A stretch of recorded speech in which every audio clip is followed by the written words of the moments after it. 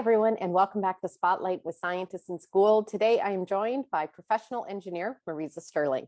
Right now, her role is at the University of Toronto as the Assistant Director and Dean of Diversity, Inclusion, and Professionalism. So she was the perfect choice to talk to us today about how to advance gender equality. This interview is also really special because we have students joining us asking questions from the Upper Grand District School Board. And guess what? I'm a grad from Upper Grand, so this makes it even more special. Let's head on over and join the conversation. Hi, everyone, and welcome back to Spotlight with Scientists in School. I'm so excited today. I am joined by distinguished engineer Marisa Sterling. Welcome to the show. Thank you. Welcome. Thank you, Betty. This is really exciting. This was actually made possible because your sister Carla works for this amazing organization called Scientists in School. So thank you, Carla, for setting this up. So that's two females in your family that are into science. Does that mean you loved science when you were a kid? Yeah, absolutely. We're four strong women and a great dad in the family. And I don't know if I knew what science was or loved science, but I certainly love to build things and I love to inquire and understand. And I have to tell you that I completely over-designed a set of drawers for underneath my bed with my father when I was young. It's got wheels, it's really thick plywood. I have them to this day, they are indestructible. But the great thing is that I wanted to use my hands. I wanted to build and produce things. I wanted to know that I had the ability to do that. I loved asking questions. I loved listening to the news. I loved understanding why things were happening. We talked about it at the dinner table all the time. But at the same time, I was a kid. I loved long distance running. I was really good at it. I played violin and trumpet. I have really bad hand-eye coordination, so I was really good at some sports, but I did play soccer because a girlfriend asked me to join. I think it just goes to show that we can love many things in our youth and in our adult life, and we can mix them all together into what we do as our careers and our lives. So tell me a little bit about your career path. You go from this kid who builds this amazing drawers under your bed to a distinguished engineer. Tell me a little bit about how you got there. Oh my gosh. It's not a straight path, and some people in life may have straight paths, but if you don't, it is normal. Just know that. For me, I went through school. I love school. I went to engineering school, which I also loved. And then I went out in the workforce and I just thought, I'm just going to get a job, work in the workforce. And for me, I was going to become president of a company. And that was like my career. That's what I thought I'd be doing right after university. And what happened is I ended up getting a chance to move into so many different jobs. So I started out in research and development, got hired as a chemical engineer. I worked for Procter & Gamble. My very first employer was fantastic. And then from there, I got a chance to fill in for someone on mat leave. And I started getting into the buying of chemicals process so that we could supply the chemicals for our manufacturing plants. So now I was really involved in the plant, which is super interesting. And then the financial aspect of, buying and purchasing. And then from that, I got a chance to jump over into sales. They hadn't had engineers work in sales before. They thought this would be great. Started selling products into companies like Shoppers Drug Mart and Loblaws. So that was a whole other sort of skill set, which was very exciting. And then I had a chance to go into marketing. I started to develop new products, started to do consumer research, which was super interesting as well. And then from that, I shifted into government policy. I started working on policies to keep manufacturing centers and factories safe for workers and youth workers that were working in them. So that was a whole other area to focus on. And then I got a chance to work in the university and academia. This career path, which also had an interjection of running for a political office to be the first engineer elected in Ontario, all of it came from linking passions and open-mindedness to opportunities and just seizing opportunities as they came. And that led me to amazing experiences that I hope will continue for my career. Career paths aren't linear anymore. Is it all about making connections too? Do you find that's what helps you get from one place to the other? Oh, networks are so critical, and you're never too young to start a network. I so believe that it's really important to bring people who are your allies close to you, people that are interested in you and your success, keep them close, keep telling them what you're thinking, what you're interested in, and you never know when these networks will come back and open up doors for you. You're such a champion for achieving gender equality. Tell me how we go about doing that. So it's not easy. I'll be Yes. very honest. It's a long game. You have to be willing to stay in it for the long game. And sometimes that's hard because you can get discouraged, right? But I want to say that it is a long game and we're making progress. But what I think is so exciting is that we're thinking now about gender equality as not just a programmatic thing. We run a few events and programs and then we change it. We realize it's a culture shift. Okay. And I love this quote from Peter Drucker: culture eats strategy for breakfast.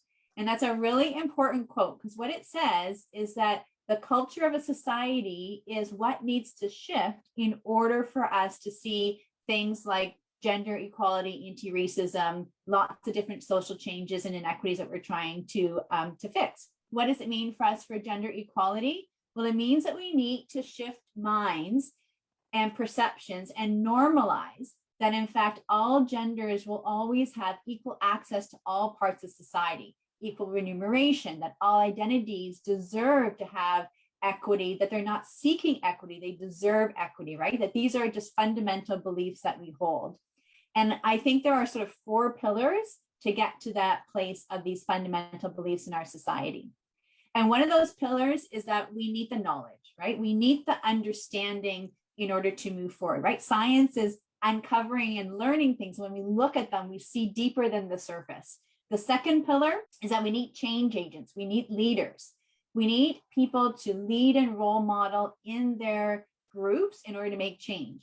And that could be somebody who is making toys for kids, who is making sure that those toys now consider all genders and give equal access to all genders to those toys. Because we know, for example, that we've had gendered toys in the past, right? Pink toys for kids and robotics things for guys, right? So we've seen that historically.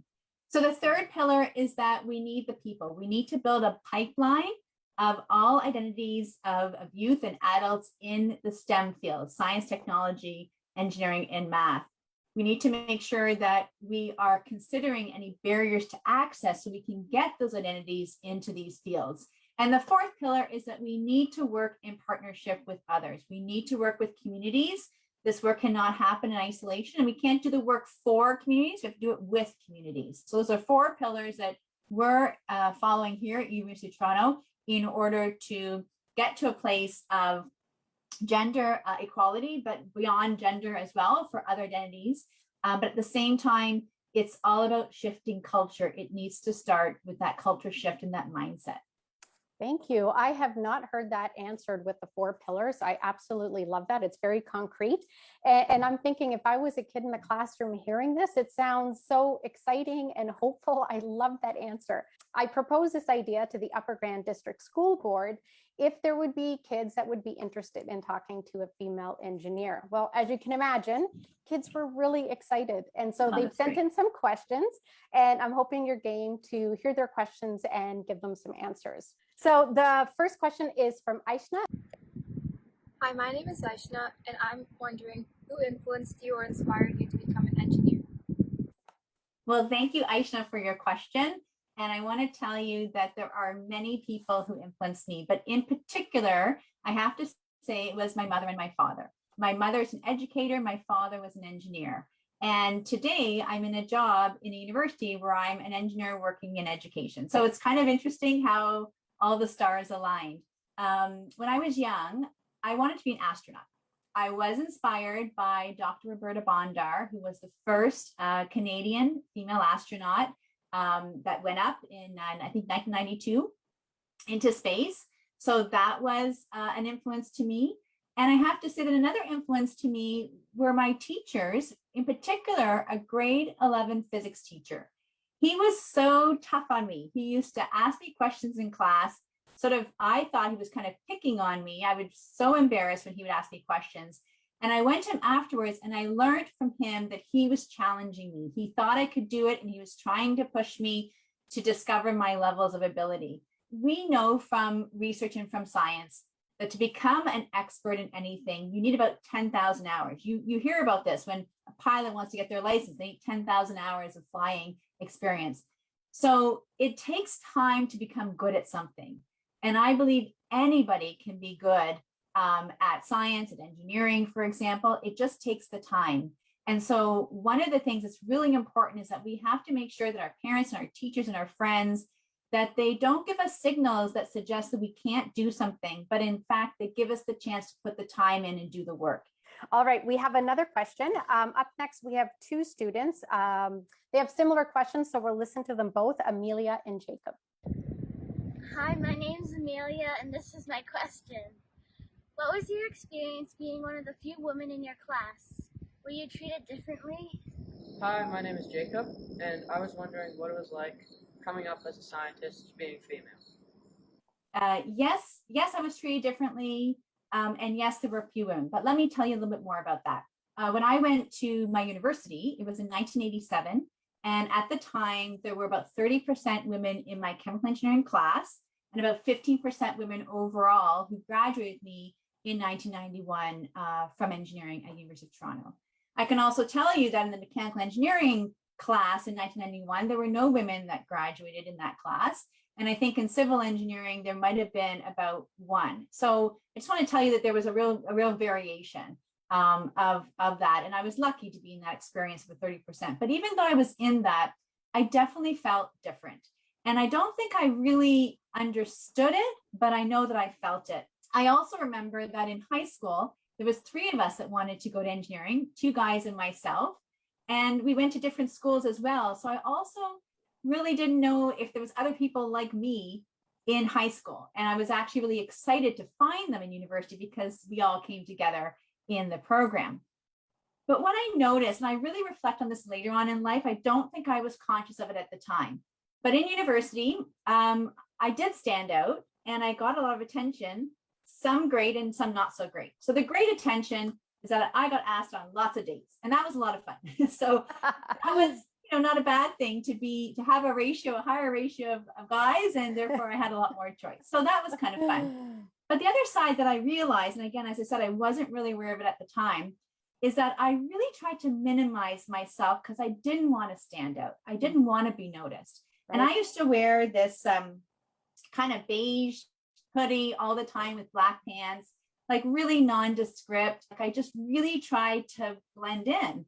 And later on in life, in my first job, I bought a red suit that I loved, but I didn't have the guts to wear it. I realized that I was very subconscious of myself and I didn't want to stand out because I knew that if I did, I might not want to be in that position where I was identified as different. I didn't want to be different. And it took me a lot of time for me to simply wear that red suit, years to do that and sort of say, here I am, and to sort of find my identity and find my comfort level with who I was. When I got my first job as a science teacher in high school, I was the youngest and first female on that staff, and I wore a red suit to that job interview. You had the guts to do that. I did. I don't know where that came from, actually. Okay, so we have another question, and this one is from Daisy. Hi, I'm Daisy. I find that when I'm trying to solve problems, I use both my curiosity and creativity. Would you say that both are important when exploring solutions? And can you provide an example of when you use curiosity, creativity, or both? Yes, absolutely. Curiosity and creativity are so important to solve problems.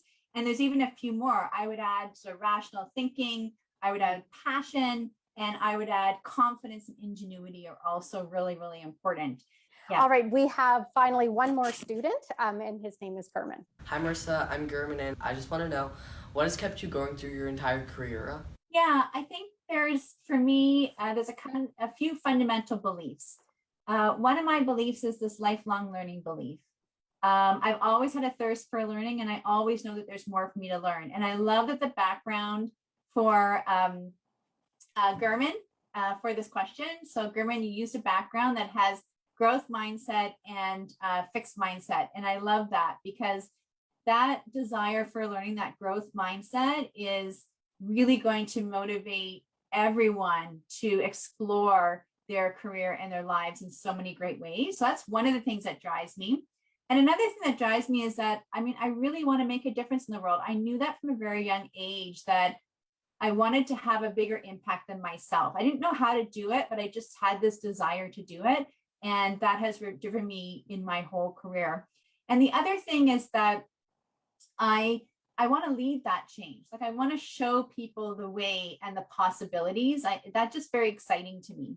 I just want to take a moment to do a shout out to the kids at Upper Grand District School Board. Thank you for your questions. And thank you, Marisa, for taking the time to answer those. That was wonderful. My pleasure. What advice would you give a young girl who is contemplating a career in STEM? So very simply, my advice is don't give up. I remember a quote from Ontario's former premier, the Honorable Kathleen Wynne, and she said, "Don't let the naysayers get you down." And so all I'll say is really stay true to what you care about, explore your passions, and just don't give up. Just go for it. And realize that when we feel discomfort, that's a place of opportunity and growth. And so, I mean, it takes a lot to lean into discomfort, right? It takes a lot to go towards the thing that makes us feel a little bit not sure. But go for those chances that feel a little bit uncomfortable, because that's where you're going to learn and where you're going to grow the most. That's where the opportunities and the magic happens.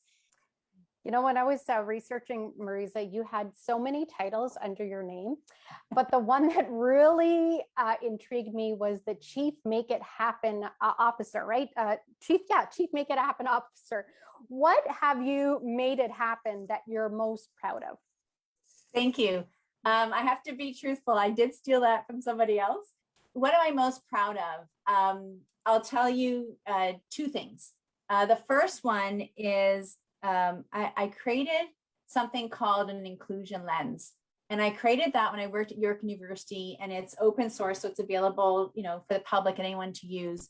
And I love that because it is an example of culture change. It is taking an event. I mean, kids can use it in school, teachers can use it, parents can use it, anyone can use it when they're running events. And it's such a great hands-on, very actionable tool to help people consider all the elements of a truly inclusive environment, from the planning to bringing people in and the recruiting, from having the event to reflecting on it and doing the feedback loop. So all of those elements.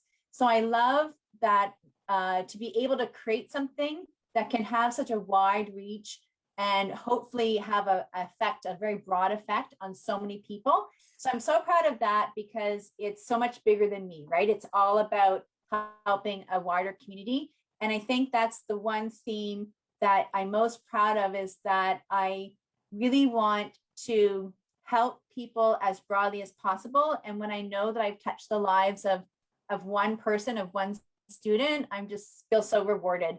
So I'm most proud of being able to touch the lives of many other people in society. And I hope I can do that for more. Well, a trending hashtag is girls need role models. And that's you, Marisa. We wish you all the best. Okay. Thanks, Betty.